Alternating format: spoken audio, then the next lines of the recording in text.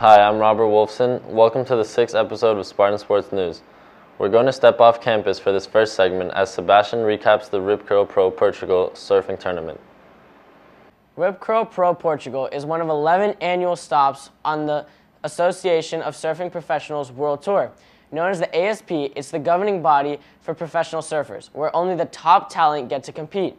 I'm Sebastian Puson, a surfer and today's reporter for Spartan Sports News.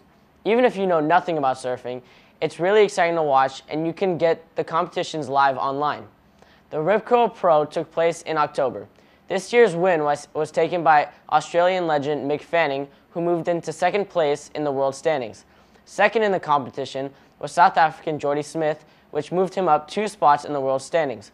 With poor conditions during the final round, Jordy only had 1 wave and a score of 7.67. Mick took advantage of the few waves and had 6 rides. Since only the top 2 waves per surfer count, Mick had a score of 9 and 6.5 with a final score of 15.5. Although Coyoten was last year's Rip Curl Pro champion, this year he proved that his win wasn't a fluke because he made it all the way to the semifinals but had an unfortunate loss once he got there. Gabriel Medina, currently #1 on the World Tour, did not get past the 3rd round. What I like best about watching surfing is the possible upsets in any round. All competitions are on the web, so anybody with access to a computer can watch it on the ASP live stream at aspworldtour.com. The next competition is the Pipe Masters, which starts on December 8th. For Spartan Sports News, I'm Sebastian Puson. Thanks for the recap, Sebastian. I'm without a doubt going to check out the ASP World Tour website. We all have our opinions on who we think are the powerhouse teams of the school, and Connor's going to try and break it down for us and give us his top 5 teams in his power rankings. Hello, I'm Connor Space, reporting for Spartan Sports News. This year, Miami Country Day may have the strongest collection of teams in school history. We have a handful of district champions, teams that are ranked top 10 in the state, and even a state champion basketball squad to add to that impressive list. It is clear that our school is a force to be reckoned with. But what athletic group really stands out when asking the question, who's the best Spartan team on campus? Today, I share with you my Spartan top 5 power rankings. At number 5 is the boys varsity basketball team. This may come as a surprise that this team made my ranking since they aren't expected to do any better than district runner-ups. But with some tremendous changes, including new players and a very experienced coach, Coach Hugo, they have already made great improvements. The biggest problem our Spartans will face is our district rivals, who are ranked 16 in the nation, Sagemont. Hopefully, with the new pickups, the boys will become the first district champions since 2011. Moving to number 4, I have the girls varsity volleyball team. After winning districts for an excellent 6th time in a row, it adds to their 13th district in MCDS history. The girls made a short regionals appearance where they lost a tight 5-set match, ending their season. Seniors Taylor Mashburn and Sydney Jones shared this. And what beyond your record makes you such a great team? We like each other. We like being around each other.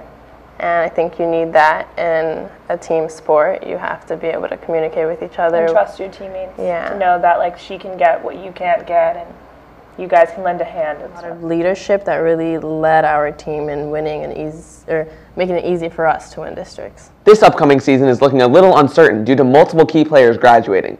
But with young and skillful starters taking over, we have yet another exciting volleyball season to look forward to. At number 3, the boys varsity cross country team. First, the team went undefeated through the district game, beating all 1-8 teams. Second, the boys teams finished 9th in the state this year. And third, our top 5 competitors are all running under 19 minutes, a very impressive feat. Sadly, the team fell short of a regional title by 1 point, but this effort was the closest the team has ever gotten to the elusive title in school history. Up to number 2, the girls varsity soccer team. There's a lot of hype surrounding the new team since the addition of powerhouse Amanda Martin. But not only do they have a very talented team, they also have a very young team, which is great because this team will be relevant for years to come. Now we will just have to wait and watch if their youthful component will play as an advantage or a disadvantage this season. And finally, for the number 1 spot, the awe-inspiring girls varsity basketball team. After securing the first state championship in MCDS history, the girls only lost 1 senior and added 3 new girls to the roster and are hungry for another state title. Senior forward Ogechi Anyagalibo tells us what she thinks the girls are capable of this year. And what's your personal goal for the team this year? Personal goal? States is nice, but I really want to get to nationals. Really? And how do you think you can do that? Honestly, I don't know. I hope we do. I hope we have as a great record as we did last year, if not better, and make it to nationals. The Lady Spartans are ranked first in the state across all classifications and are even poised to make it to the national tournament this year. If that's not the best, then I don't know what is. Well, that rounds up my top 5 power rankings at MCDS. Now, Spartan Sports News wants to hear from you. If you think differently about these rankings, email me at spacec@miamicountryday.info. Back to you, Robert. Wow, Connor, I agree with your top 5 rankings, and we all hope the girls basketball team will win the state championship again this year. Thank you for watching our 6th episode. Stay tuned for the next episode on December 4th.